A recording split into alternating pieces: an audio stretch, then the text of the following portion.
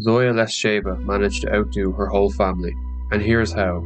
Her father, her mother, her grandfather, her grandmother, and her elder adolescent brothers had all been scattered to distant camps because of their faith in God. But Zoya was a mere 10 years old.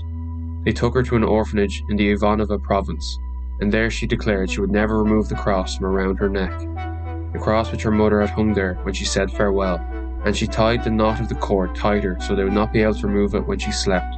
The struggle went on for a long time. Zoya became enraged. "You can strangle me, then take it off my corpse." Then they sent her to an orphanage for retarded children. And in that orphanage were the dregs, a category of kids worse than anything described in this chapter. The struggle for the cross went on and on. Zoya stood her ground. Even here she refused to learn and steal or to curse. A mother as sacred as mine must never hear her daughter who is a criminal. I would rather be political like my whole family. And she became a political. The more her instructors and the more the radio praised Stalin, the more clearly she saw him the culprit responsible for all their misfortunes. And refusing to give in to the criminals, she now began to win them over in her views. In the courtyard stood one of those mass-produced plaster statues of Stalin. And mocking and indecent graffiti, the campaign began to appear on it.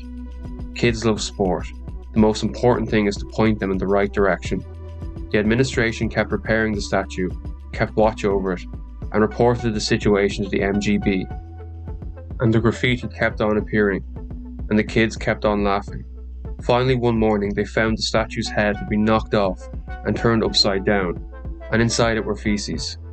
This was a terrorist act. The MGB came, and began in accordance with all their rules, their interrogation and threats.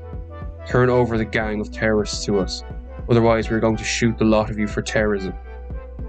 It's not known whether the kids would have stood up to them or given in, but Zoya Leshcheva declared, "I did it all myself," and she was tried, and she was sentenced to the supreme measure.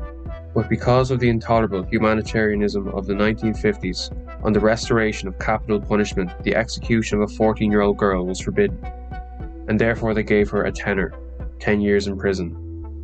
Up to the age of 18 she was in ordinary camps, and from the age of 18 on she was in special camps. For her directness and her language she got a second camp sentence, and it seems a third one as well. Zoya's parents had already been freed, and her brothers too, but Zoya languished on in camp.